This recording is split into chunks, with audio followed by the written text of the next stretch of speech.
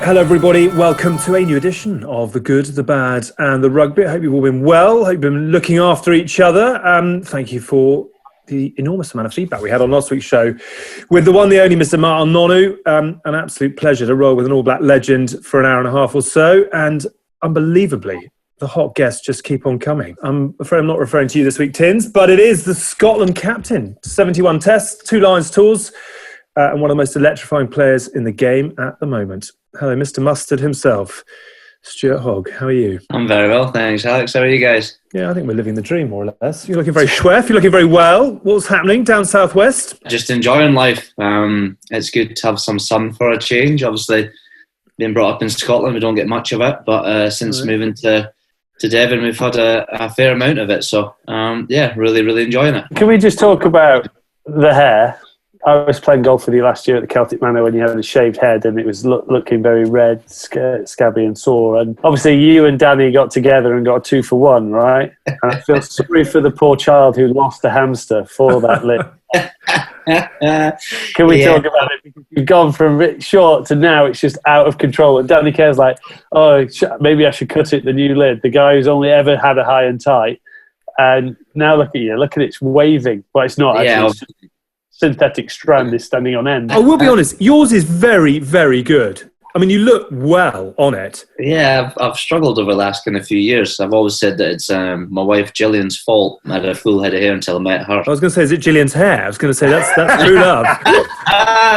Oh, look, I had a little bit of work done a couple of years ago in Tins, and I played a golf tournament, and I was telling them all about the fact I was going to get it done on the Monday. So, yeah, I tried to keep it quiet for about a year, and then people obviously realised I went from having the worst in the hairline to a hell of a good lid straight away, and then decided to dye it bleach blonde and ruin it all. So I might have had another little bit done just prior to Christmas last year. So yeah, obviously with no barbers or hairdressers being open during lockdown, it's allowed a lot of time for it to grow. So yeah, I'm enjoying it. It's taken me from about a 4.5 out of 10 to maybe a 6 out of 10. So I'm taking it. Generous. Playing like it. Back yourself. I'm going to say, technology's come on leaps and bounds. Maybe I've got a chance. You know what I mean? If they can put this back, it'd be amazing. I think we'll file that under lost cause, Tins. You know, I think the moment's been and gone. Unless Gillian's got any going spare, in which case she may well be happy to help out. What is the connection, Stuart, between the two of you? I think there was one of the first times we met was probably Celtic Manor, wasn't it? Yeah, properly, yeah. Is that the All-Stars golf thing, or just having a bit of a putt? 2014 was the first time I played in it, and I think that was about the time that maybe just discovered Jaeger bombs on the Friday night and didn't quite perform well on the Saturday morning for some reason. But yeah, it was about one of the first times I came across Mike, and yeah, we just seem to catch up every now and then at various events, and obviously good to see him for a beer or two every now and then. Good. Yeah. The old wedding along the way as well, I gather. Yeah, Rory's wedding as well. I mean, it's generally, whenever we catch up, it is beer in hand, fully chewing the cud, but we both like a beer, so it ends up being a really good night. A bit of Scottish dancing at Rory's wedding as well, so even though none of the Scots knew how to reel, my wife was like, I know how to reel more than them. I'm like, you're probably an exception to the rule, my love. You know how to reel with the best of them. So, a lot of fun. Generally, a lot of fun is had, A, at the Celtic Manor, but then B, with Hoggy's presence, because he's a good lad. Well, it's very nice to reunite the two of you and to sort of have a bit of a chinwag. There are so many things, Stuart, that we'd love to chat about. I've got a couple of things I want to clear up before we get too into the rugby. Are you still a squib? What? Which is a wizard with no magical powers masquerading as a muggle, as JK Rowling wrote. Yeah, I got a bit of a banter on the back of that, actually. I've got no idea what this means. I think it was Big Jim Hamilton, Kelly Brown and myself. I don't know the ins and outs of it. She said that you, Kelly Brown and Jim Hamilton were all squibs, and when asked why you specifically, she said you didn't need to give a reason for the suspicion, simply saying enough said. Have you met JK Rowling before? Is this a sort of Scottish... Yeah, a huge fan of Scottish rugby and seems to be around a fair bit at the after-match functions. So, I have been fortunate to meet her a couple of times, and she's great value. I think the last time I saw her was maybe Italy 2018. She came at the aftermatch, and had a few drinks with the boys, and we had a good bit of banter there. It was good fun. Are you a Harry Potter fan or not? Yeah, I remember watching them with my auntie. Used to take me to every single film when it was released when I was a lot younger, obviously. So I can't say I've read the books either through pure laziness or the fact that I cannot read. You decide. We should have a catch up with JK and put her rugby knowledge to the test at some point. Welcome her to the Good, the Bad, and the Rugby. She was at the horrendous England-Scotland game this year as well. I had dinner with her after, actually. Oh, did you? Obviously, I was gloating, but it was not the greatest spectacle of a game, was it, in the monsoon? Great. Yeah, You're very welcome. That's definitely bad for the lid. That's what you were like, sorry, is that written into your contract now if it's raining that badly and windy? No, I'm not. I can't risk it, sorry. It was just literally done just a month or so before that as well. So. If it stood the test of those wins, you had a good firm fixing. Yeah. Someone's dropped anchor. So there are so many things I want to chat to you about. I actually want to start, given the poster boy of Scottish rugby, with a really interesting article that was written this week by Alan Dimmock about whether or not rugby needs a sort of global superstar right now. And there's some fascinating sort of depth to the article, all about sort of Messi, LeBron, Serena, Tiger Woods, and just how they transcend the sport. To come to you first of all, Hoggy, just on your role in Scottish rugby, is the role of the poster boy something you're comfortable with, something you've gone after, something you've been given?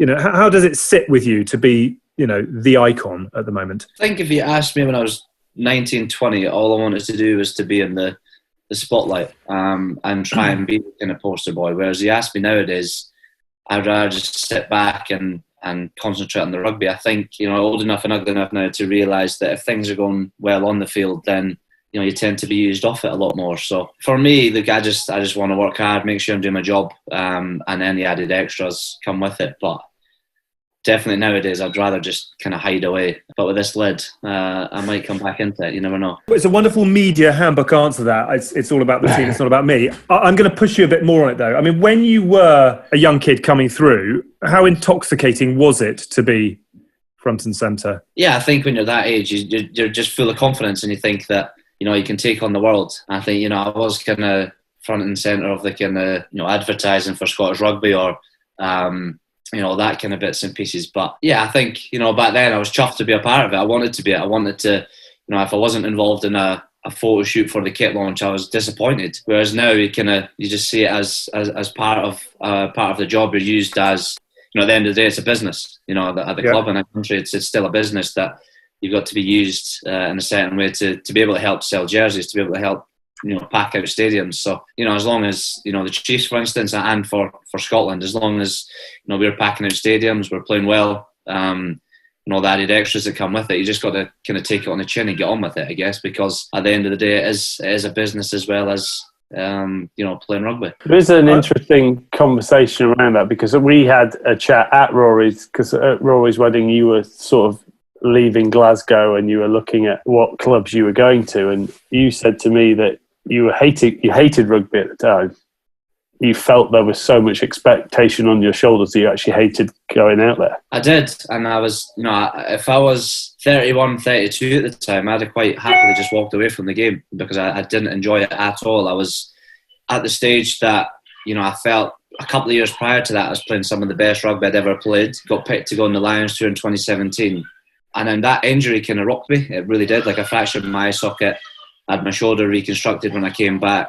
And then I decided that, I had to lose a lot of weight. I had to try and, add a different aspect to my game. I was just trying to be too lean, trying to be too light, picking up loads of injuries. I was spending more time on the physio bed than I was the training field. I think I played 10 games for Scotland and about 6 for Glasgow for 2 years consecutively. So I was thinking to myself, all the kind of stuff that was coming on the back of it, is Stuart Hogg going to get back to his best? And I was like, I'm going to prove the doubters wrong, and was probably making twice as many mistakes because I was trying too hard. And I just got to the stage I was getting a lot of stick off the pitch and wasn't enjoying it. I didn't feel comfy in my surroundings at Glasgow. As I say, if I was 31, 32, I'd have quite happily just walked away. I really want to pick up on that. Can I just ask, Tins or Stuart, which one of you's got the kid that's not enjoying bath time very much? Mine's silent. Just read them. Can you hear them? And I wonder why you didn't retire at 27, and wonder why you very quickly got back to the clubhouse. Not on you. I can already see that you are using up brownie points by doing this, so we're very grateful to you. No wonder you built that. You became one of the lockdown gymmers. Just going for a session. Where? Doesn't matter. See you on Thursday. Yeah, 4 hours later. But that's really interesting to pick up on that someone as high profile and as, as talented and as, front and center as you are, genuinely thought, I don't actually love what I'm doing right now. How did you rediscover the love? Jill and I talked for a long time about what we were going to do in terms of like the next stage. Because I said if I was to stay at Glasgow again, it would be one last contract and I'm done. I got to the stage I just had enough, and I felt the time was right to move on and try again, because I'm not scared to say I'm obsessed with playing rugby. I'm obsessed with everything that comes with rugby. But I got to the stage I just didn't want to do it. I had a few hard conversations with my parents, and albeit after a couple of beers at Rory's wedding, I had a really, really good conversation with Tins about it. And I said that, I had a chance to either go to Exeter or Montpellier at the time, and he turned around to me straight away and said, there's only one club for you to go to. I had a big inkling that I was going to be going to Exeter, and I had a few conversations with numerous different people, and that was the kind of time I thought, Tins knows exactly what he's talking about. He's a man that's got a fair amount of experience. So I was like, I listened to him, and I said to Jill, I said, I think you could be right, and thankfully I decided to listen to him, and that's a massive part of why I'm here. And I probably never told Tins that. Nothing like a barroom chat at Rory Lawson's wedding to sort out your career. I dread to think where you could have ended up if you'd been listening to him. It was a weird chat because it was not something that I expected. I watch Hoggy in awe when he plays, just how he backs himself. He sees things that other people don't see. He'll chip and chase when you'd want your fullback to play safe, but it always comes up for him. And then to hear him he wasn't really enjoying the game. He felt all this pressure. And I was like, well, you need an environment where you're going to thrive and not. And in France, you're just going to get flogged, was the main sell. Whereas you hear so many good things. And having been when I went down and played for, I always use this example, played for Exeter when in Gareth Steenson's testimonial, I was like, it's just a great club, great atmosphere. They will want you to do what you want to do. They want to play, and they play with smiles on faces. And if you're feeling like this now, you need a club like that. I find it fascinating that someone who's at the top of their game, sort of, as we said already, has gone through a period where you haven't enjoyed it at all. I want to come on to all things Exeter and all things Scotland, but I do want to just develop this thought around, rugby's search for a global superstar, which was Al's article in Rugby World. In your view, Stuart, who is the biggest star in the game right now? And you're welcome to say yourself, but how many genuine global superstars do you think rugby's got right now? Oh, I think there's a fair amount. I think you just got to look at the World Cup, an incredible amount of talent on show, and I always look at the likes of Owen Farrell. I think he's a massive name in rugby. Maro Itoje, Henry Slade, Jack No, massive names in rugby. To be able to pinpoint one, I think would be very, very difficult, because every single player is different. You get forwards that could be the global star, or somebody might say it's going to be a back. Everybody's completely different. So to be able to pinpoint somebody, I reckon would be bloody difficult, and I wouldn't like to try it, if I'm honest. Tins, I'm going to ask you the same question. You played against Jonah, who is always held up as the whale amongst, rugby fish, as it were. That's a terrible metaphor, but you know what I mean. And you played alongside Johnny, who was arguably, England's highest profile rugby player. Where is rugby at the moment in its search for a global superstar? If you look at it, you'd say, Bowden, Barrett would definitely be up there. But again, if you're comparing it to the likes of Lomu and Johnny, obviously Dan Carter was up there in terms of just what they achieved on the pitch, and Richie McCaw. The next level behind that, I don't know whether you've got anyone at those levels yet, but that's because they were bouncing off. That's them further down their journey, possibly, than a lot of the sort of kids at the top of their game are now. So I don't know whether that's going to change, and they're going to keep building. Like if Bowden Barrett keeps calling, obviously Geordie Barrett, Mackenzie. But as Hoggy said, there's obviously Hoggy in terms of you want that excitement with a player, or you need something that's going to catch that hook. But I think we've got great players throughout the world, but then are they? I think what you're talking about is that next level rugby icon that sort of brings the game into the media space. I don't think there's anyone since Richie and DC retired, Dan Carter retired, has anyone stepped up there. Yes, you could say Faz, because he brings both sides of being an amazing professional, but the controversies that he brings with his high tackles and with his everyone moaning about his tackle technique, he sort of bridges that across. But is that someone who's sells shoes, then no, not really. What's really interesting about that is the people you've mentioned there. So Richie's got no interest in the limelight, had no interest in the limelight, and had no real interest in anything other than, being the best in his position. Johnny was never interested in the limelight. Stuart, you were saying that you were front and centre and actually you're quite happy to give it away. I'm just going to hit you with a couple of Instagram followers. It's not the be all and the end all, but it's quite indicative. Sia Khaleesi, who lifted the World Cup, has got 500,000. Carter's got 1 million. And then you go to someone like LeBron, who's got 72 million, and Ronaldo's got 238 million. And even, God bless him, our very own Hask, has got 500,000 and working very hard on it as well, I might say. Yeah. But it's, what you've said there, Dan Carter doesn't do a massive amount on his social media. But he's more open to it and more interested in it than most. And I suppose the question is rugby as a sport guilty of the tall poppy syndrome, whereby you don't want people stepping outside the team boundaries? And is that a problem for the game commercially, or is that what makes rugby rugby, and therefore it will always be about the team? Yeah, if you ask me, it's just the size of the sport. Football is a very hard thing to compare it with, because we're nowhere near that level of. You're not messing around with it. A massive sport like football, you can't compare, I don't think. But it's chicken and egg, because it's about the size of the sport, but the sport doesn't grow unless people have got people to buy into. The fans have got people to buy into. And you could say Owen is a classic example of England captain who's got no interest, rightly or wrongly, in anything outside the team environment. He's got the world at his feet and is hugely marketable, but doesn't really have any interest in it. So what you're saying is Hoggy should be on the Get Your Hair Sorted ads with Shane No, Warne. I'm not saying that at all. I'm saying that there are opportunities to build greater characters in the sport. It's like the old Sky Sports News test. Everyone watches Sky Sports News and keeps it on mute. Who do you reach for to turn the remote up to listen to in rugby? I don't know. Answer that. Genuine. I'm not saying it's a bad thing. I'm just challenging. The point of this article, and the headline is, does rugby need a superstar name to challenge the global market? I think on that, if you said, who do you turn it up for? Farrell would be one. Khaleesi would be another. Sorry, I'm going to completely disagree with you. I think Owen is an unbelievable rugby player and captain, but he gives absolutely nothing in the media whatsoever. He is the one guy who I would not turn it up for, because he knows how to play the game and shuts everything down. Not because of how he plays, but because people are interested in what goes on with him, and it's normally around a little. But he doesn't want it. He's not interested in that element, and therefore gives nothing. Yeah, no, he doesn't. I think he's the master of turning it down. If he turned it up and wanted to actually get out there and do stuff, he would. I think would go massively stratospheric, because I think everyone would see what a good bloke he is behind it, whereas they don't really get to see that now. People are very interested because he divides people about his controversial tackle technique. If you do follow Khaleesi on Instagram, he is very entertaining. Some of the stuff that he does and some of the tracksuits he wears are just ridiculous.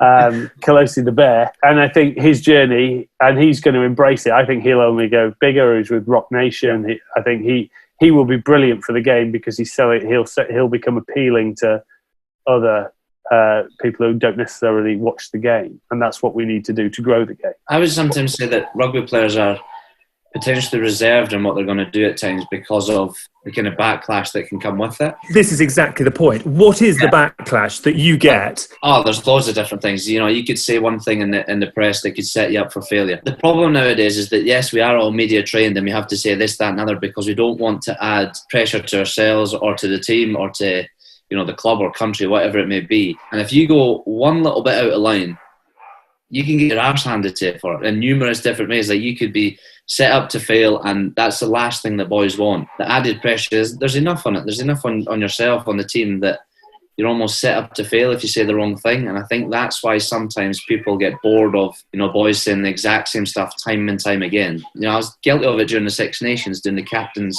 press conferences. You feel like you're saying the same thing because you don't want to give any inkling into what's happening with a squad or little bits that's just going to set you up for failure, because the same people that will big you up, if it goes tits up, they'll be the same people that will get stuck into you. So that's why I think rugby players on the whole are a little bit reserved when it comes to this kind of thing. And, some people will agree with it, some people will distragree with it, but I guess it's each to their own at the end of the day, isn't it? I think it's really interesting.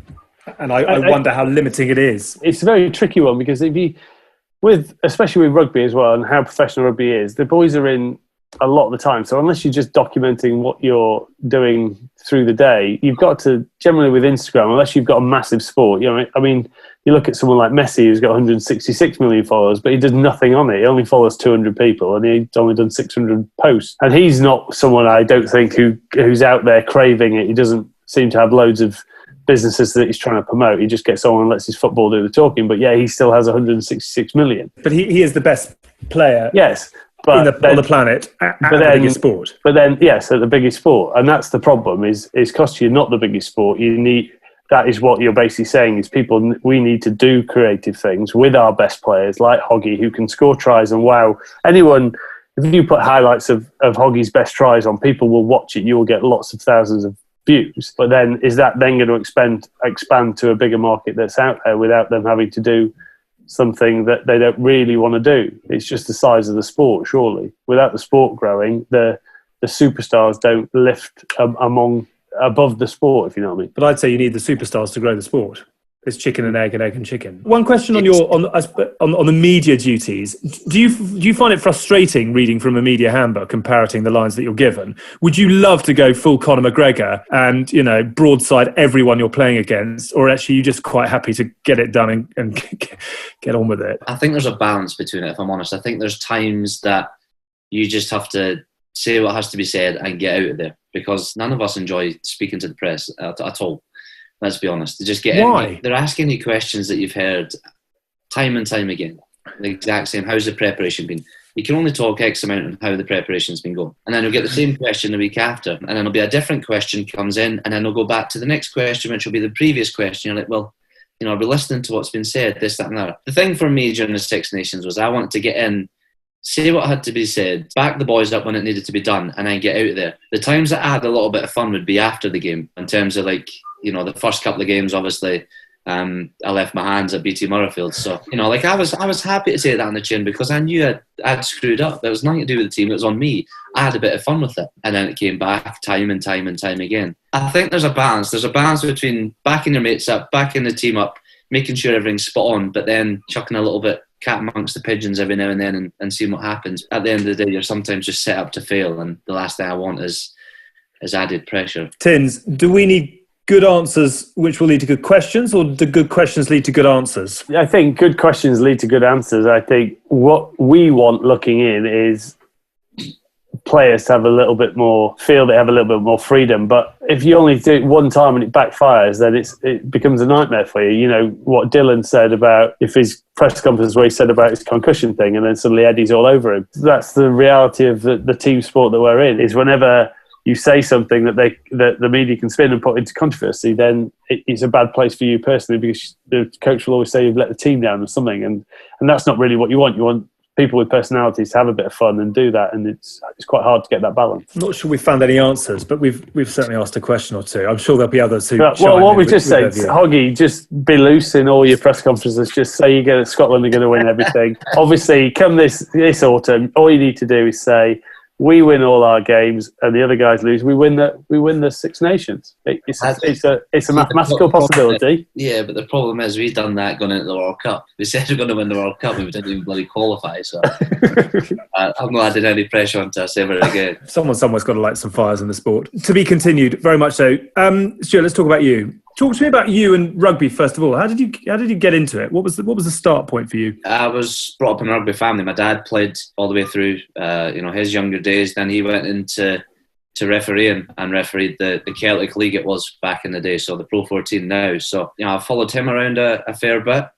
And my brother, he's 5 years older than me. He played all kind of age groups growing up, and I think we went to Wales for his under-18s, England for his under-19s, and then Dubai for under-20s World Cup. So I got a kind of feel for what it was like to play for Scotland age grade stuff, and that was a kind of bit for me, as I'd quite like to do this as well.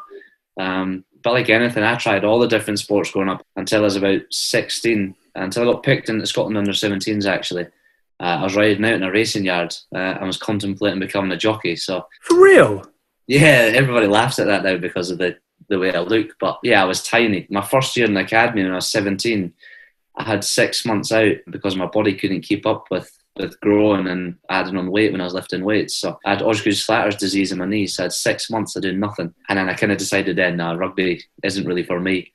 But stuck at it and got picked in the academy and ended up at Glasgow just after that. So, yeah, I would say my family's been massive. You know, obviously watched them all growing up and got a little taste of, a little feel for what it'd be like. And yeah, I never really looked back, to be honest. It was either rugby or, actually, I don't know what it would be if it wasn't for rugby. That's unbelievable. Tell me more about, were you quite a good jockey? I had horses and ponies growing up. I would never say I've made it as a jockey, but I wouldn't be through lack of trying. You know, the thing for me is, you know, it was pretty much whatever was on the TV at the time. You know, if it was Wimbledon, we'd all be playing tennis. If the Open was on, we'd be scalping golf balls off the back hill over the main road. There's loads of different bits and pieces. Purely because my mates, you know, where I was brought up, it's either horses or rugby, and all my mates were kind of brought up in horsey families, and you know, I used to go and ride out at the local trainer down the road, Donald Willens. I think I was about 13 till I was about 16. Every weekend. What was the closest track to you? Did you end up going much? Did your dad take you or anything? I generally just used to watch it on the TV. I think the closest racecourse to us would be Kelso, which is 20-25 minutes away from where we were brought up. So I've been there a few times, been to Musselburgh, been to Newcastle a few times, but it's like everything. We were brought up in a small town, you kind of keep an eye on everybody that's going on. And you know, there was 2 racehorse trainers in the town, both brothers, one at different ends of the town. So yeah, I always kept a close eye on them, and it was always a big thing if the horse had gone well, they ended up in the local paper. It was something to make money when you're younger as well, and you know, a little bit life experience of riding out horses and marking out stables first thing in the morning. So yeah, I enjoyed it. Are you interested in owning a leg or a horse, or I mean, do you follow it now? Myself and a couple of mates from back home, we've got a horse in Alistair Williams' yard, which is Donald's older brother. It's called Corked. She's run a few times for us. We've had her maybe 2.5 years now. So she's going all right. She's starting to come into a little bit of form, and it's good now because there's a couple of boys at the club as well, you know, Johnny Hill and Alex Cuthbert, who are keen into their horses as well. So it's been a good, you know, conversation starter every now and then, and there's some tips fly across from each other. And ever since lockdown started easing, you know, Jill, my wife, had horses growing up as well, so we've managed to get a hold of a couple that we keep along the road here from the house as pets now. So yeah, it's good fun. I do enjoy it. Oh, well, those Welshies, they get lucky with those horses. You know, we have to Foxy Davis and his horse, Potter's Corner. Yeah, I've heard all about that. Cathy has a few tips every now and then, and you know, tell us a good tip, and then all of a sudden he'll keep a couple to himself that he's ended up winning big on. He's a bit of a bandit when it comes to that, but as I say, it's good fun, good interest outside rugby, and you know, different boys will be keen in it as well. Growing up, were you, I'm not going to say tear away, but did you challenge authority a bit growing up? I was pretty wild at school, you could say. I didn't particularly enjoy sitting in classrooms. I just wanted to be outside kicking the ball around. So yeah, it was the kind of, I left school at the earliest opportunity and went straight into college to do a rugby course actually, and all I wanted to do was to play rugby. I learned absolutely nothing on the course. I didn't qualify in anything because I was just interested in the morning sessions. And then the year after, I got signed into the academy. It is probably my biggest regret is not sticking in at school, because you have to do X, Y, and Z now to be able to get into anything. Hopefully the kids don't learn from their dad and stick to what their mum knows. Were you naughty and did you get away with it, or were you naughty and always caught? I was naughty and got away with it. I had a little cheeky smile that my mum hated, and she used to always say that if I was first, there would never have been a second child. I think that speaks volumes, doesn't it? Do your little ones behave? Have you got them under control, or are you seeing old habits dying hard in the younger generation? My eldest, who's just gone into school, my wife came back today saying his name was on the board for being naughty, so I was getting the blame for it for some reason. I don't know why. We'll keep the kids as disciplined as we possibly can, and hopefully they're polite kids. They are really polite kids, but as long as they stick in at school, we'll be happy. I'm going to ask you quite an intense question, and I understand if you don't want to go there, but can I ask you about April the 4th, 2009? Yeah, I was involved in a car crash that unfortunately killed my best mate. It was the day after I was meant to go to play for Scotland under 17s, so I wasn't allowed to play in the sevens tournament we were at. Again, it was back at Kelso, and we were going to a party that night, and one of the boys had literally just passed his driving test, and there's 4 of us got left home, and I played rock paper scissors with the 3 boys that were in the car, and unfortunately, Richard, who was in the front, won rock paper scissors to sit in the front, and unfortunately, we just got caught up in a bad crash, and he was unfortunately killed at the scene. So, for me, like I've said all along, that I was trying to take him along the journey that I'm living with now, because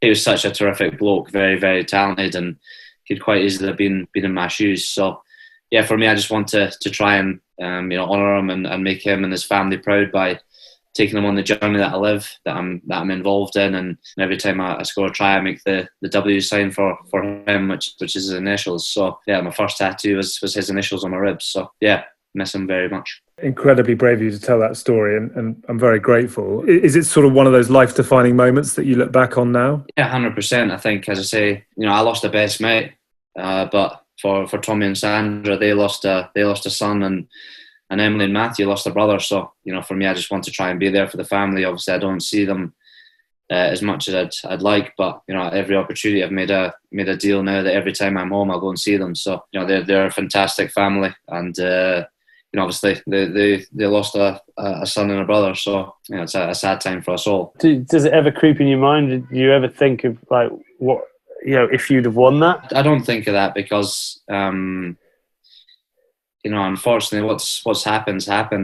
We can't change anything. We can't go back in time. But look, these things unfortunately happen in life. It's not always going to be plain sailing, and life will chuck some bad obstacles at you, and it's your ability to bounce through them and make the most of it. And as I say, I'm trying to live my life to the fullest and bring Richard along the journey that I'm living with. And as I say, I just want to make him and his family proud, and I'll not rest until I've done that. You've done an exceptional job in exactly that. I'm sure he'd be incredibly proud. And I imagine it sort of focuses the mind.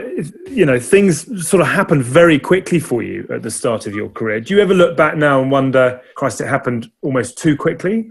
For me, as I said, all I wanted to do when I was younger was to play rugby. And I think timing-wise, it probably couldn't have worked out any better. I was given an opportunity to go to Glasgow in 2010. I had to kind of learn a lot, because I went to Glasgow as a 13, and then they decided to move me to fullback. And I learned a lot of Bernie Stortoni, who was an unbelievable fullback for Glasgow and for Argentina. So he took me under his wing for a year and retired at the end of that season. And it was the 2011 World Cup. A lot of the first choice Glasgow boys were away to New Zealand with Scotland, and Bernie retired, as I say. So I was given, another opportunity to try and play. I think I was 18 at the time, just turned 19, sitting behind Peter Murchie, who was the first choice fullback. And, unfortunately, but fortunately for me, he picked up a bad injury in the first game of the season, which allowed me, a fair bit of game time. And I had, in my contract, I had to get 6 professional stats before Christmas to then be given a contract at the back of it. And with Peter's injury, I managed to play the first 6 games and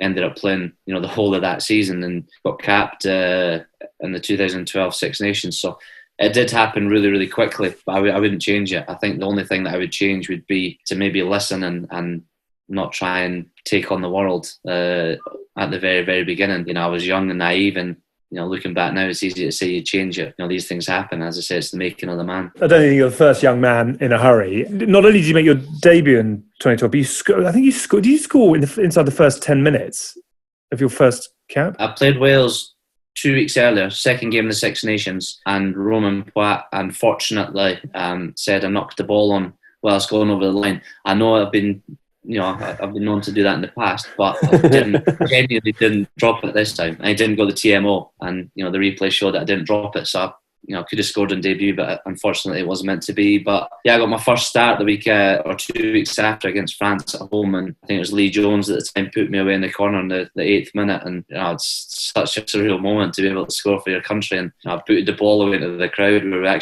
we needed it for the conversion, but I absolutely loved it. First game at BT Murrayfield, and to score was just the ultimate dream come true. Do you remember obviously you're immersed in a rugby family. Do you remember the reactions of your nearest and your dearest? Yeah, I remember going back home on I think it was the Tuesday night before going to Wales, and my old man came up to me and said, "What are you doing back here?" Because I lived in Glasgow. I went back down to Hoyk and said, "What are you doing here?" I just said, "I came to tell you that I'm going to be on the bench against Wales." And he looked at me and said, "You being serious?" I went, "Yes." And he just broke down in tears, and I was like, "Fuck."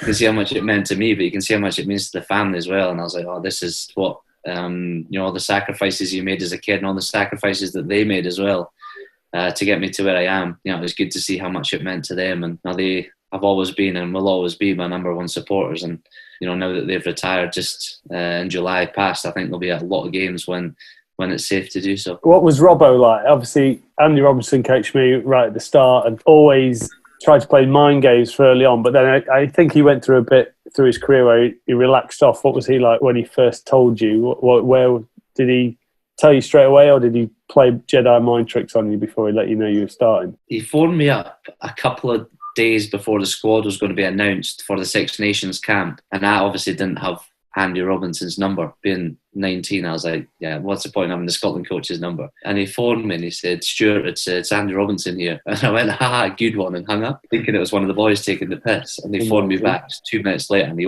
wasn't best pleased, to be fair. He was like, it's genuinely Andy Robinson here. You're going to be involved in the squad. So obviously I can't remember the rest of the conversation because I was so chuffed. But when I was going to be involved for the first time, I remember that the saddle story of Dan Parks was brought in back after the World Cup when he wanted to retire. He was brought back in for the England game, I think it was. He got charged down just after half time. I was hooked straight off. I was told he wasn't going to be playing again. So then, the week after, we were in the national changing room, and he just flipped the flip chat across, and obviously Rory Lamont was playing some very, very good rugby at the time. He was starting at fullback, and so I just kind of thought, that's. There are not going to be many changes on the bench. Not everybody that came on, done a job. I couldn't see the bench. Sitting at the back, you see all these big guys sitting in front of you, kind of hiding away. But the boys started turning around and congratulating me. So I just kind of had a little look and saw that, number 22 was Hogg, and I was like, holy shit, it's getting real now. And just started getting really, really nervous. I think this was the Tuesday. I don't think I slept until the Saturday night, and obviously I had my initiation on the Saturday night, so that helped me sleep easy. But it was just such a surreal week, and loved every single minute of it. Can you share the initiation or not? It's pretty well known in Scotland. It's just you chop a drink with every teammate, with every team member, and obviously with it being the second game of the Six Nations, you have a week off after it. Oh dear, that's a bad one. Yeah, but my parents were at the after-match function as well down in Cardiff, and I was just standing speaking to them. Obviously just first time I'd caught up with them after the game and stuff, and Sean Lamont comes along with a double whiskey, and he just gives me a cheers and chops it, and I'm like, oh, here we go, this is bad start to the night. Double whiskey, and I was like, oh no. I think obviously you do loads of different shots and glasses of wine. The worst one I had to do actually was, after having a fair amount, was doing a pint with Jim Hamilton. Obviously he chopped it. I thought I'm going to try and, I'd had a few beers and a few different shots, and I was like, I'm going to try and, see if I can beat him here. Instant regret. Chopped a pint, run to the toilet, and it was spewing everywhere. And my mum and dad actually had to put me to bed that night. They wrapped loads of towels up in a circle, and laid it around my bed so I didn't fall out of it. But were there any saints? Anyone who helped you out and brought you a pint of water, or were they all just mean? Yeah, little Greg Laidloyd, one of my good mates, he did me a solid actually. It looked like he had a gin and tonic, where really it was just a glass of water.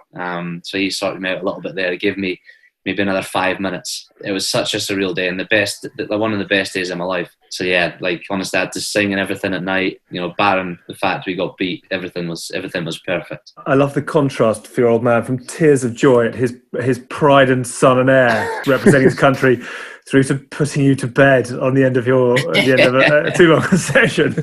I can see that. That's got to come down. My mum and dad, luckily, were at my first cap, and they rescued my first cap because I just abandoned it because I was in a similar state at my first cap. So I think it's quite common on those first caps. Elite sports people at their best. Still to come, we're going to talk Fear, we're going to talk Finn, we're going to talk Georgie Best as well. But you are listening to and watching The Good, The Bad and The Rugby on 21/6 Sport with me, Alex Payne, alongside Tins and the legend that is the Scotland captain, Stuart Hogg. Don't forget, you can sign up to our social media sites, which thousands and thousands of you have done. We've got lots of debate going on through the channels there. And that's also where you'll find all the information about the show, about special events, and a whole host of great content that we have got for you. You can also check out the Q&As of both Hask and Tins, and connect with our newest member of the team, who is the Norse. Just type in Good Bad Rugby across social media.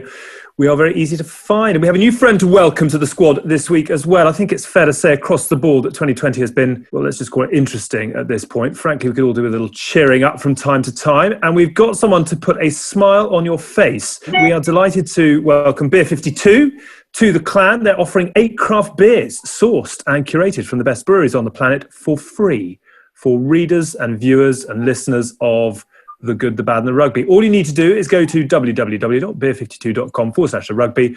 You've got to pick up the postage. That's only $5.95, and they will do the rest. I'm told that Beer 52 is the world's most popular craft beer discovery club with over 150,000 members. I reckon one or two of our clan are in there already.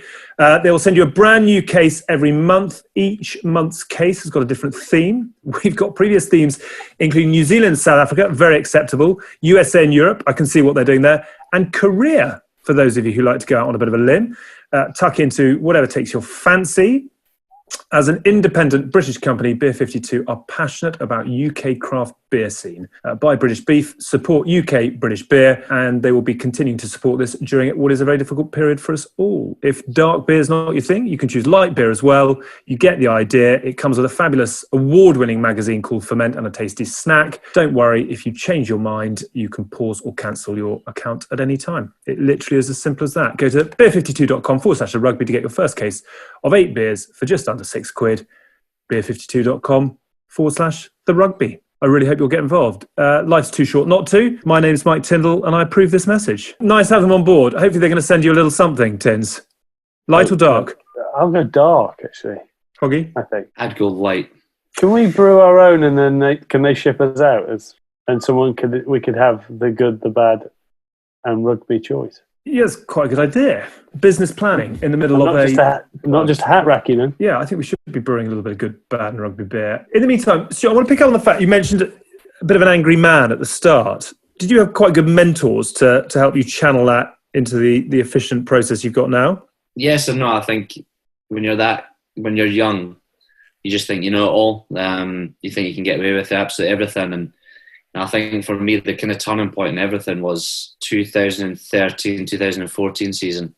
And I just come off the back of a Lions tour, which was unbelievable. And then looking back, I just thought I was a lot better than what I actually was, and played horrendous rugby. Got red carded against Wales 2014, and then tried to leave Glasgow. For me, I was still in contract, still trying to leave the club, and I ended up playing 100 minutes of rugby in about 5 months.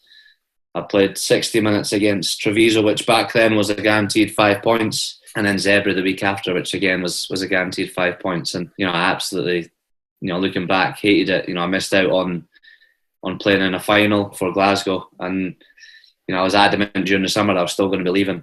And Greg put me in touch with a guy called Steve Black, who I've been working with since summer 2014, and that for me was the turning point in my career. I realised that not everything's going to go your way. It's probably the first a major blip in my career that I felt I cannot go back to being like this ever again. So started working with Steve, started enjoying my rugby again, got my friends back in the Glasgow team, and we won the league after that. And Gregor and I have had a lot of tough conversations since then, that if I was to leave the club, Gregor believes, and I'd probably be the same, that we wouldn't have a relationship right now. How do you look back on that challenging period now? It gave me the kick up the backside that I needed. As I said, everything up until that point had been plain sailing. I'd been playing every game for club and country, got on the Lions tour, and for me, just felt as a lot better than what I actually was. But as I say, the big thing for me is, I've always said it, was the making of the man. Not everything in life's going to be plain sailing. It's how you react and bounce through it and get on with it. For me, I had to build up a lot of relationships. I had to build up a lot of trust with everybody again, and pretty much start from scratch to earn my place in the side again. Is that gone in as a mental note? So if you do have a bad game, you don't sort of overreact, or if you have a couple of bad games or a run, that you think that, well, what a player you are. So can you let that go a bit easier than maybe you did before? I can now. I think there's a few years, as I say, when I wasn't enjoying it, I was probably my harshest critic. A tiny little mistake that I was making, I would let it eat away at me for a long time, and then I'd try and make up for it. I'd make another mistake. Whereas now I'm just like, I've got to the stage, and everybody knows that I'm in the second part of my career. I want to go out there and enjoy it as much as I possibly can, because I've missed out on a lot of rugby. The last kind of 3 years with all the injuries, that I just want to get out there and have some fun, make some memories on and off the field. And if you make a mistake, for me, perfection doesn't exist. So why chase it? It's a big thing that Rob Rob Baxter and Ali Heifer have said to me all year that mistakes will happen, just bounce through them and get on with your next job, which has just given me a license to go out and enjoy myself. And I think that's why now I'm enjoying it on and off the field. And, I feel that I'm starting to pick up a little bit of form again. I just quickly want to ask you about reintegrating yourself with Glasgow. Who gave you the hardest time to get back into the circle of trust? See, the thing is, it wasn't necessarily individuals. I had to build up the trust between the whole team again. A lot of good mates in that team that I would say lost a fair amount of respect for me, and I had to build it back up and say that I was still at Glasgow for the right reasons. I try to go to Ulster, which would have been probably the biggest mistake ever. Did you travel over there? Am I right? Did you just sort of Brian O'Driscoll walk across the pitch in Perpignan at contract negotiations time? Do you remember that? Yeah, well, the biggest thing looking back was we couldn't have made a bigger arse of it if we tried. We went across the week, we were playing Ulster on the Wednesday. We were playing Ulster on the Friday night. So what the hell we were playing at, I do not know. So you went over, spoke to them, then came back, and then went back over to play? No, they came to us on the Friday night, and I was meant to be starting the game, and 8 o'clock on the Thursday morning, I was in Gregor's office. He texted me that the night before saying, office 8 o'clock, we need to chat. And I was like, oh, I wonder what he wants ahead of the weekend. He's like, what the hell are you playing at? And I've never seen Gregor as angry in all my life. And as I say, it's the biggest regret I've had in my rugby career, and it's good that I actually hang around, because if I didn't, I truly believe I would not be playing for Scotland right now. So everyone loves a comeback story. We say it almost weekly, and yours is a hell of a comeback story. Just on Gregor then, is he generally, does most players get on with him? Obviously, he seems to clash with quite a few, not saying big characters like yourself, but obviously the Finn Russell story. Does he just demand high standards, or why do players seem to clash with him? The biggest thing with Gregor, and fair play to him, the reason we had a big fallout was because he did not want me making the same mistakes that he did as a player. He said that he didn't want to, think you were better than yourself. He didn't want to, move club to club to club type thing. He just wanted, me to be settled, me to be playing good rugby, and not making the same mistakes he did. He wants us to learn from him, and that's all he tries to bring out in the boys. I think the times that you've clashed with him is that his attention to detail is ridiculous. Like, he is unbelievable. The amount of rugby that guy must watch is just incredible. But all he wants is the best for us as individuals, and also us as a collective. If you ask any of the coaches, any of the players, that have played under him as a coach, they'll probably say that they've brought the best out of them as an individual. So I think the times that he has clashed is that maybe we've had a chat that maybe butt heads against each other. We've not agreed with each other, but now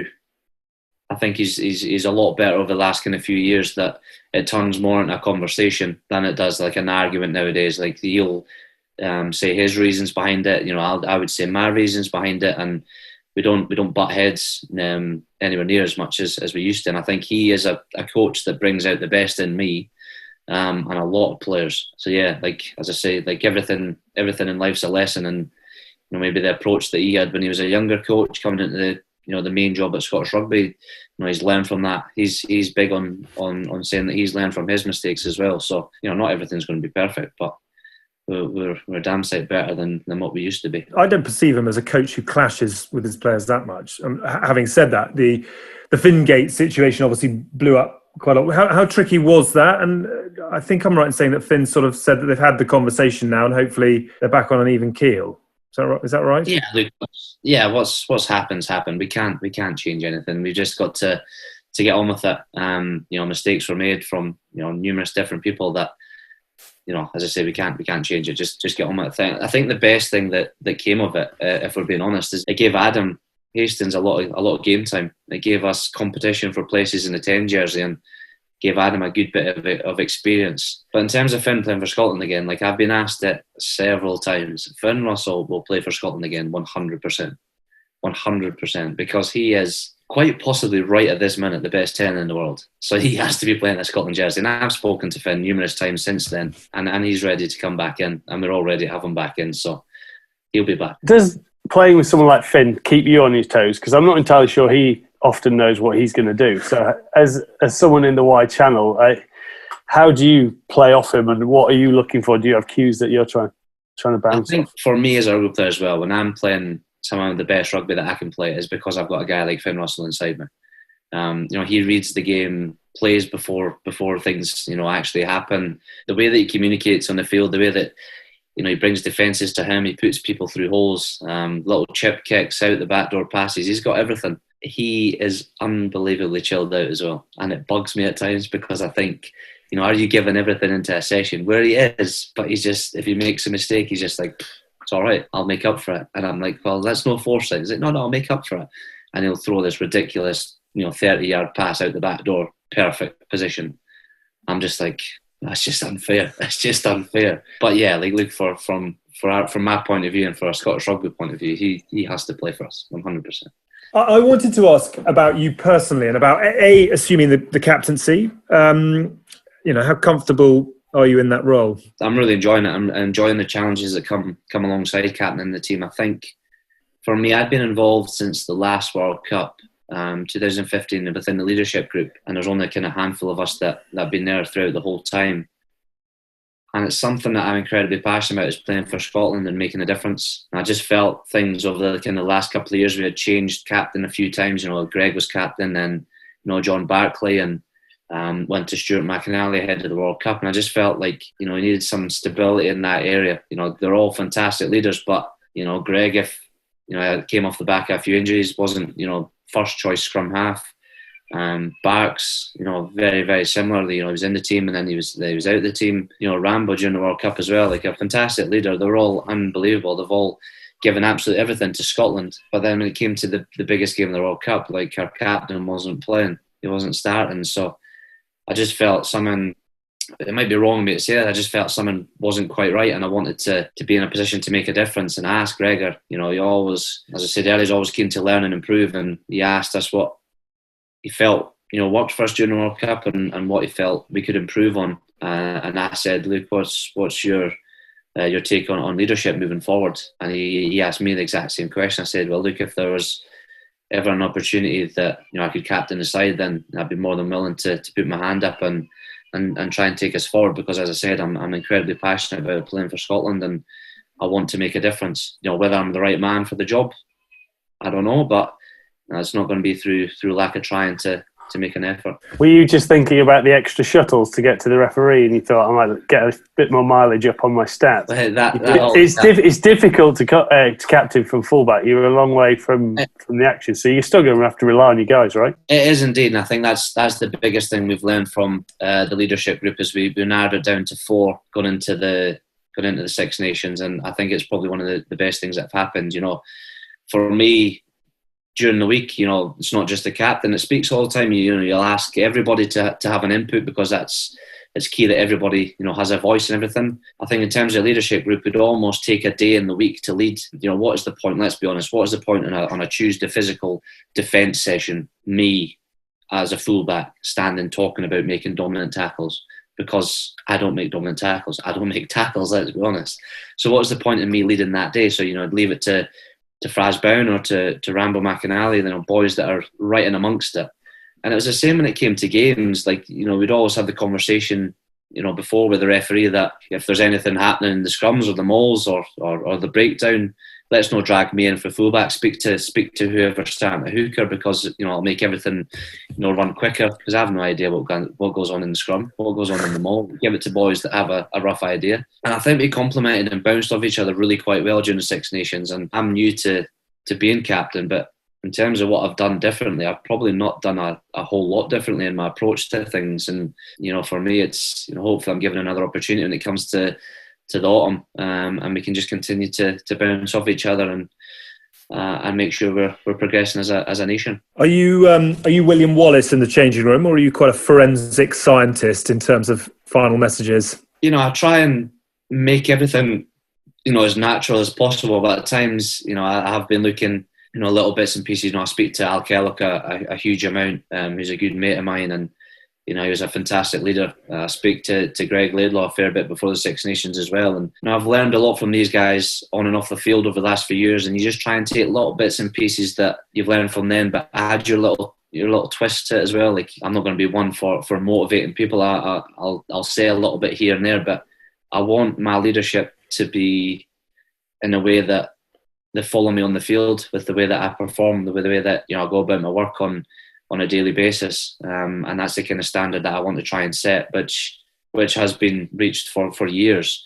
But as I say, I just want to perform to the best of my ability, and hopefully boys, you will see that and come alongside. Can I ask you about pressure and expectation? I mean, it's interesting you reference Finn, who used to listen to music and sort of do a little samba in his warm-up. Are you someone who is very comfortable in this environment, and you don't get nervous, you know what you're doing? Or are you someone who finds the occasion and the responsibility just occasionally quite a burden to carry? I love it. Like, it's so weird. Like, the time that I probably least enjoy is the time from captain's run, the rest of the afternoon, and then the whole of the next again morning until you actually play, because you've done everything you possibly can and you're literally waiting on the game coming. So for me, I get really, really quite nervous when you're on the team bus and you see the stadium for the first time, or when you're driving in and you see your home club for the first time. And that's when I really started to get nervous. And I was taking my headphones. I used to be into,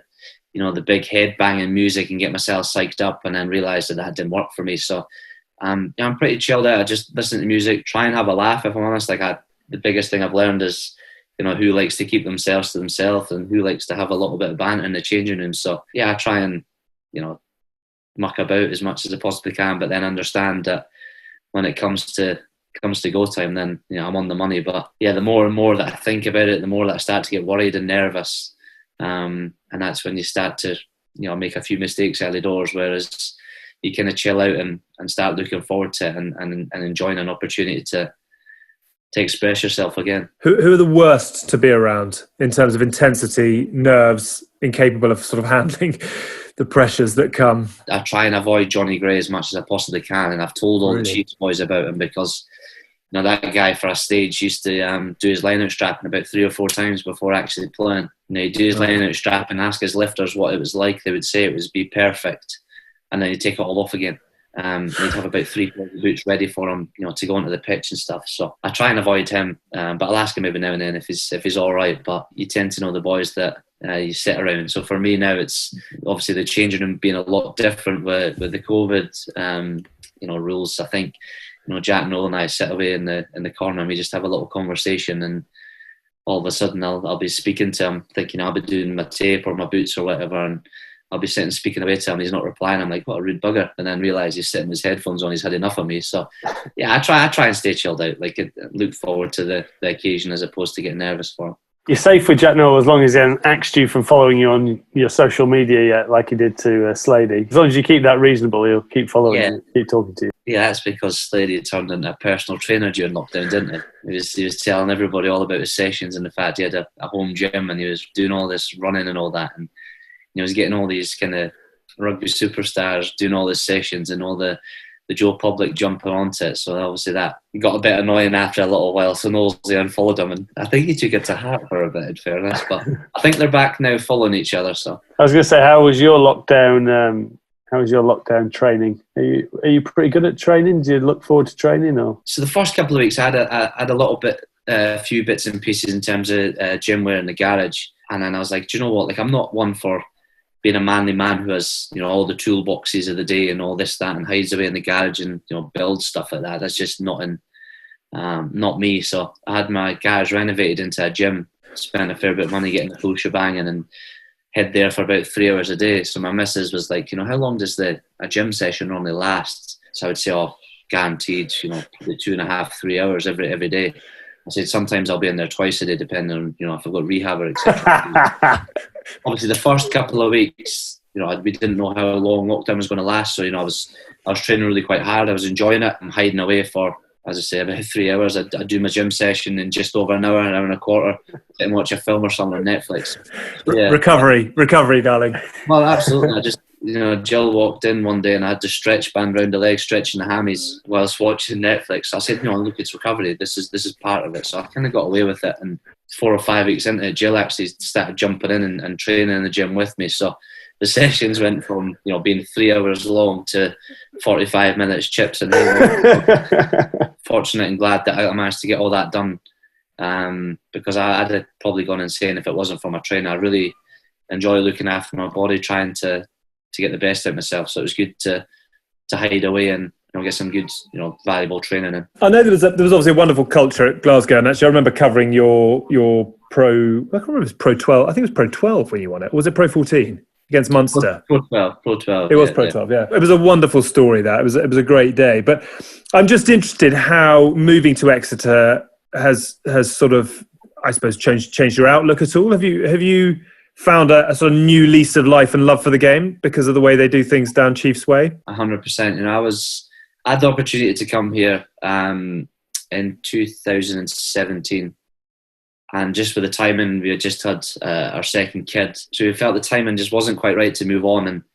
And but I kept a close eye on Exeter for the next couple of years, and as I say, we came down just after the World Cup, and it's probably the best rugby decision and quite possibly life decision we've made as a family to shut up shop and move on and experience new parts of Britain, and obviously a new kind of way of life. Obviously in Glasgow we were used to the wind and the rain and the grey skies and never getting to go outside, to coming down 450 odd miles or whatever it is to the sun. I think we're just on a double figure days of rain since the start of lockdown, which has been brilliant for my wife, not so much the ginger Scotsman, but no, I'm absolutely loving it. Obviously, everything at the club is brilliant. Great bunch of boys. Coaches are unbelievable. Just a great story for the club as well, from how they've been built up over the years, and it's just great now to be a part of it. And the big thing for me is I came down here to learn and improve both on and off the field, and I believe I'm doing that, and I'm having some fun along the way. So, long may that continue. We had Jack on the other day, who was fairly.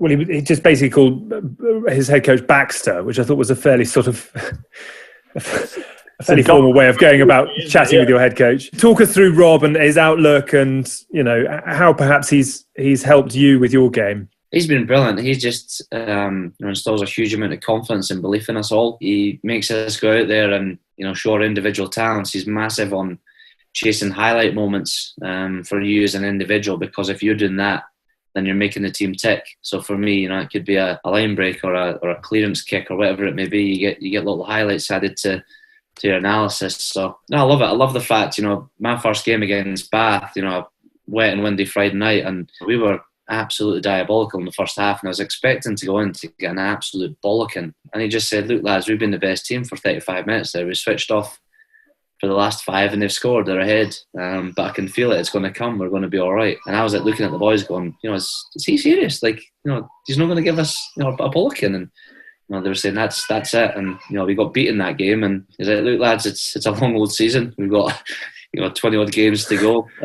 Let's enjoy a beer on the bus on the way home." So I was like, "Oh, now we're talking. This is good." And he hasn't changed his approach at all. Everything is just go out there and show your individual talent and have some fun. And that's exactly what we're doing as a club. And I'm absolutely loving it. I'm loving being a part of it. Are the bus trips as legendary as folklore would have them? We've had some brilliant ones as well. I've not seen half of it by the sounds of it, but we played Leicester just before Christmas, and we had cheese and biscuits and wine on the way home and stuff. And the social committee sort it out every week. They are unbelievable. And as I say, the best thing for us, or the big thing for us as a club, is we want to make memories on and off the field. And having a beer and enjoying each other's company is a huge part of rugby, because it can be stressful during the week. You are there to perform and give absolute everything, but it's probably where rugby is unique. You switch off and have a few quiets after the game and make memories off it too. If cheese and biscuits is as much as you can give us, I think that's probably what goes on bus stays on bus. There's no murder in there somewhere. Quick word on this weekend, Heineken Champions Cup. How is everything kind of... I'm not going to ask you the question, how's it all been? But, a little bit of buzz? Yeah, there's a huge buzz. Obviously, this was our kind of day one of the week as we play Sunday. So there's a good buzz about the club throughout today. Obviously, the last few weeks we've been in a very, very good place. I think we won 6 out of the 7 games, and we're playing some bloody good rugby at times as well. So I think the pleasing thing is the last couple of games haven't quite gone exactly how we'd like them, but for us, we still managed to pick up 5 points against Gloucester with a pretty iffy performance in attack first half and defensively second half. So for us, it's probably better happening then, whereas now we're all rose-lead to Sunday evening. We're very much looking forward to it. I think this is the first as a club to have a home quarter final in Europe. So yeah, we're absolutely buzzing for it. We're really hoping to set our stall out in this tournament and make the most of our position right now. So yeah, it's a massive few weeks for the club, and I'm buzzing to be a part of it. Tins, they're going to make it Heineken Champions Cup semi-finals? I would like to think they've got a very good chance. They're very strong. I like the balance that Exeter have got, the pressure that they can put under their ability to run from everywhere, but also then how they protect their end. And we know how dangerous they are when they get into the opposition. Last 22, they grind you down, but then they have the ability to score out wide. So they bring the full package. They've been unlucky in seasons past in the Heineken Cup, but I want to see the English clubs go far. Yeah. I love how Exeter play. I think they're a great club. A club that I would have loved to have played for. So, I'll back them. Couple of quick bits just before. I'm conscious of time, and I can hear more little people who would like a bit of daddy time before bed. Lions. Is that a? I mean, double Lion is a hell of an achievement, but is it in some ways an itch that you really want to scratch next year? This is the question that I genuinely hate answering because... Oh, really? Is this one you get asked every single from the press pack? I want to try and not do that. I think the big thing for me, Luke, is, as I say, I believe I was playing some of the best rugby in my career prior to the 2017 tour. And obviously injuries part and parcel of playing rugby. That injury, that fractured eye socket, rocked me for a long time, and it hurt me to sit back home and watch the Lions play. The big thing for me now is that I'm concentrating, this is going to be the answer you're not wanting, but for me, I'm just concentrating on doing my job for Exeter and then Scotland. I'm a big believer that what's for you won't go past you. So in terms of Lions next year, I can assure you it's not going to be through lack of trying. Page 17 of the media handbook. Yeah, but on that, what do you expect him to say? It's like anything. It's if he doesn't play well for Exeter, he might still play for Scotland. So this comes back to global superstars. If you are at the top of the queue, which you are, why can you not say, if it goes well for Exeter and Scotland, I'm absolutely desperate to be on that plane and to be a key part of Lions winning in South Africa? Yeah, look, obviously I've got individual goals that will remain in-house, but for me, as I talked earlier when we had the conversation of added pressure, if I was to sit around here and say, I want to go on the next Lions tour, the media are just going to blow it up and say, this is what he wants type thing. It's just going to add extra pressure onto myself. For me, my only interest right now is winning trophies for Exeter and performing to the best of my ability. And if I'm doing that, then I give myself every opportunity. The media would be more surprised if you said, not really that interested, actually, to be honest with you. It's not news that you want to go on a Lions tour, and it's not news that that's your personal ambition. I was just interested, having been in 2013 as the youngest Lion and having obviously missed out in 2017 in the most unfortunate circumstances. Do you feel that you need to be a Test Lion to itch that scratch? Does it bug you that you haven't yet had the chance to wear a Test jersey? What bugs me is you saying itch that scratch rather than scratch that itch. Okay, well, let's not potato. I'm just critiquing you the other way around. Genuine question. Do you feel for all the talent that you've got and everything you've done in the game that becoming a Test Lion is still top of the list? I'd love to be. I'd love to do it. Yes. Very good. That's the answer I wanted. What does the Lions mean to you? It means a lot because it is the highest level of rugby you can possibly play at as a professional rugby player. So to have an opportunity to do that would be unbelievable. I think for me, everybody goes back to it of watching 97 Lions video. I must have watched that 100 times, no word of a lie. I got to the stage that you could quote what was coming around the corner with the next bit of video footage. Now, look, it's massive. You get four nations coming together as one, and it's just mental, man. The amount of support that goes down, it's unbelievable. Something that you have to experience. Lions series win, you starting every test at fullback, or a Scotland Grand Slam? Come on, mate. Take them both. Go for it. The thing is, if you say one, you say it's going to be the wrong answer. So I'm going to say I'd love to do both. George Best. I was not expecting this. Is this for real? Yeah, mate. See, the problem is, right, that, and I've said it for a long, long time now, is that, my dad was brought up in a small family, and unfortunately, all of his family passed away when he was young, and he always wanted to find out his family tree, his family history, and where they were all from. And it actually came on the back of my first cap in Wales that we found out we had relatives in Northern Ireland, and we got in touch with them. And they're an unbelievable family. We call them the bunch of dafties. They're pretty loose when they have a few beers and some champagne. But yeah, it came around just after that kind of time. And to cut a long story short, it turns out that in a very, very distant way, we're related to George Best, which is pretty cool. So all in the back of playing rugby for Scotland, you find out these little things. That is extraordinary. That is, and perhaps it explains the flamboyant hair and the flamboyant style of play. He's let himself down on the off the field stuff, though. I think let that game up. Are you interested in all that kind of thing? I mean, now you've started tracing. Do you keep going, or actually George Best will do? I'll leave it there. Yeah, but I believe we've actually found out everything that we need to find out, because fortunately for my dad, he's managed to find out all about his family and meet all of his family who are now, you'd feel you've known them forever. As I say, they're a brilliant bunch, and my parents spend a lot of time over in Northern Ireland, and they come to Hawick as well. So they're an unbelievable bunch, and it's brought us. I believe it's brought us as a family closer as well. That there's more of us, and we can all enjoy each other's company. So.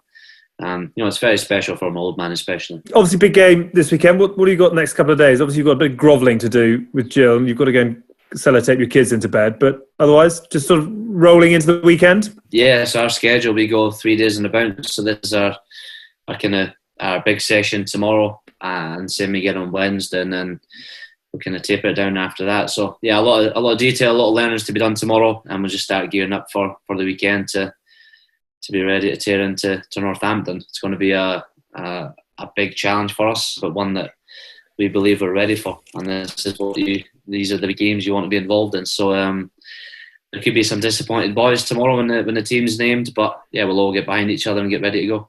Page 21 of the media handbook. If you don't beat Northampton, given the way they're playing right now, you've got something wrong. Best of luck to Northampton and to Exeter, obviously, but call it as you see it. Tims, what a treat to have him, the great man, on. No, it's good. It's good to get him on. He's sort of older generation in the young man's body. He fits my mantra. He enjoys what he does on the field. He enjoys the social side afterwards, getting to know people and making friendships, and that's why I like him so much. Oh God, we need some violin music. Just before we go, will you do our quick weekly pop quiz, which is called Shoot from the Lip? It's quick fire answers. You up for that? Yep. Okay. Question 1. What's your favourite word? Ball bag. Good one. Welcome to Sandy Park. Your least favourite word? No. Greatest moment in the game? Beating England 2018. Oh God. What's been your worst? Red card. 2004. Favourite swear word? Ball bag. What noise do you love? Lovely. What noise do you hate? Kids crying. Yeah, I'll drink to that. What profession other than your own would you like to attempt? Footballer. Which club? Hibernian. FC. God. Are you like a mad fan or just a casual fan? Just a casual fan. I couldn't tell you who they played last week or who they're playing this week, but I support them. Hibs till I die. If you could go on a road trip with 3 players, who'd be in the car? Not Henry Slade, because his breath stinks. That's a clean bowl. Oh, he's getting stumped. Poor Slade. I feel really sorry for him. It's just because his skin's perfect. He's got a good body. He has to have something wrong, doesn't he? Jack Noel, because he's got good crack and would probably get a huge amount of freebies on the back of it. I would take Duncan Taylor, who plays at Sarries, because he is phenomenal on the guitar and singing. He's a drinking buddy, or unless Knowles is a great drinker. Nah, Knowles hardly drinks. Al Kellock, a mentor. Oh yeah. Yeah, but he'd board a life at you, man. Hey, big fella. Big fella. Hey, right, big fella. I used to play for Glasgow. I would take I'll take tins because we'll have a beer. Yes, I made it. When you've reached your destination, hashtag drink responsibly. Yeah. Always being all right. Final question. If heaven exists, what would you like to hear God say when you arrive at the pearly gates? Just love him to have a Scottish accent, wouldn't you, really? Yeah. Imagine that. That would be incredible. Not Sean even a Connery. Scottish accent, a Hoyk accent. That would be brilliant. Right. Will you say, come on in? What's your favourite? What's your favourite phrase in Hoyk? That's what you can say to you. And you come, big fella. Tell you what, if we get up there and God says that, I will. And you come, Yeah. I'll take a moment. Stuart Hogg, it's been an absolute pleasure. You've been remarkably honest. It's been really good fun. Thank you very, very much indeed for coming on the Good, the Bad, and the Rugby. Final question: do you want a good T-shirt, a bad T-shirt, or a rugby T-shirt? Good T-shirt. I thought after he said, I'm not even shy about it, I obsess about rugby, I was sure he was going to take a rugby. Tins gets really upset because he is the rugby and no one wants a rugby T-shirt. So his will No be one down wants to admit they want to be a nose. The only nose is the good. They'll be down the jumble sale next weekend. Thank you for coming on. Come back and play again sometime soon. All the best to all the Exeter lads for this weekend and the Heineken Champions Cup quarter-final. We'll be watching with great interest. And good luck with Jill. I hope she lets you off for having missed bedtime, bath time and all the rest. Send my love to Jill. She's just brought me a cup of tea, so I think You've mapped out life very well.